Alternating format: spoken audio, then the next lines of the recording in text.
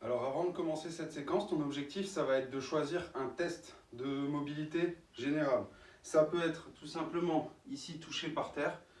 Donc ici tu vois, je touche avec le bout des doigts. Ou alors pieds serrés, mains liées, je tourne le plus loin possible à droite. Je tourne le plus loin possible à gauche et je regarde où c'est que je suis capable d'arriver. Ensuite, je vais te faire enchaîner des positions.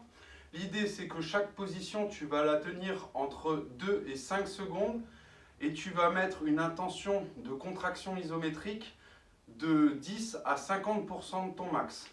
On attaque. Donc,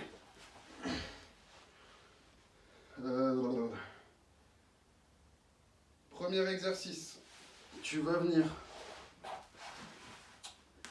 chercher à écarter au maximum tes jambes et faire un mini crunch. Intention d'écarter au maximum et mini crunch pendant 3 à 5 secondes. Tu serres les jambes et tu vas chercher à serrer les jambes l'une contre l'autre en même temps que tu creuses le bas du dos au maximum. Tu tiens ça sur 3 à 5 secondes. Une fois que tu as fait ça, tu vas venir allonger la jambe gauche vers le bas et te pencher le plus loin possible à droite. Donc jambe gauche et je me penche à droite. 3 à 5 secondes en position. Tu reviens au centre et tu viens allonger la jambe droite, te pencher à gauche. 3 à 5 secondes en position. Tu reviens au centre, tu viens fléchir les jambes, tes genoux restent dans l'axe, tu tournes les pieds au maximum vers la gauche sur 3 à 5 secondes. Même chose sur la droite, sur 3 à 5 secondes. Une fois que tu as fait ça, tu vas venir lever le bassin, rétroversion, rentrer le ventre. Je cherche 3 à 5 secondes ici.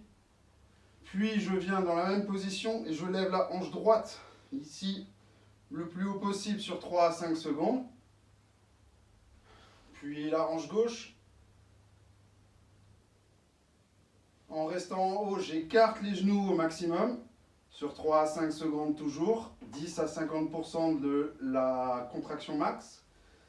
Je serre les genoux l'un contre l'autre. Et dernière position, tu vas venir en position basse de squat. Donc j'écarte les genoux au maximum, flexion de hanche au maximum. Et je creuse le dos au maximum sur 3 à 5 secondes.